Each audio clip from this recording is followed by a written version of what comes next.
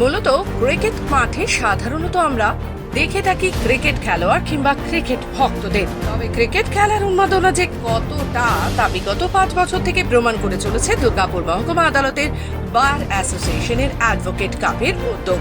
দুর্গাপুর বার অ্যাসোসিয়েশনের আইনজীবী মনোজ চন্দ্রের কথায় এই অভিনব উদ্যোগের বার্তা স্পষ্ট হয়। তিনি জানান, এই ক্রিকেট খেলার উদ্দেশ্য হল পশ্চিমবঙ্গের সমস্ত আইনজীবীদের সাথে পেয়ে আমরা এই খেলার মাধ্যমে মিলন উৎসবে অংশগ্রহণ করি এবং নিজেদের মধ্যে আমোদ প্রমোদেরও ব্যবস্থা করে থাকি। প্রসঙ্গত, দুর্গাপুরের ভগৎ সিং ক্রীড়াঙ্গনে দুর্গাপুর মহকুমা আদালতের বার অ্যাসোসিয়েশনের উদ্যোগে 2 দিন ব্যাপী এই অ্যাডভোকেট কাপ শুরু হলো। দীর্ঘ 5 বছর ধরে দুর্গাপুর বার অ্যাসোসিয়েশনের এই ক্রিকেট প্রতিযোগিতার আয়োজন করে আসছে। প্রত্যেক বছরের মতো এই বছরও পশ্চিমবঙ্গের বিভিন্ন আদালতের আইনজীবীদের নিয়ে মোট 12টি দলকে নিয়ে অনুষ্ঠিত হচ্ছে এই নকআউট ক্রিকেট প্রতিযোগিতাটি। তবে এই প্রতিযোগিতার চূড়ান্ত পর্যায়ের খেলা অনুষ্ঠিত হবে আগামী রবিবার অর্থাৎ 9 ফেব্রুয়ারি।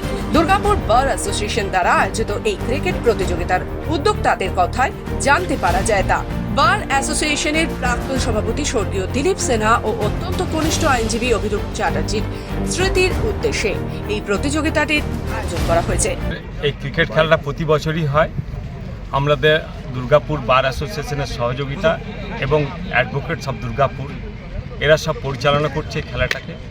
প্রতি বছরের ন্যায় এই বছর আমাদের, যেহেতু আমরা সারাটা বছর এই প্র্যাকটিস এবং আদালত প্রাঙ্গণে থাকি, আমাদের আমোদ প্রমোদের প্রয়োজন হয়।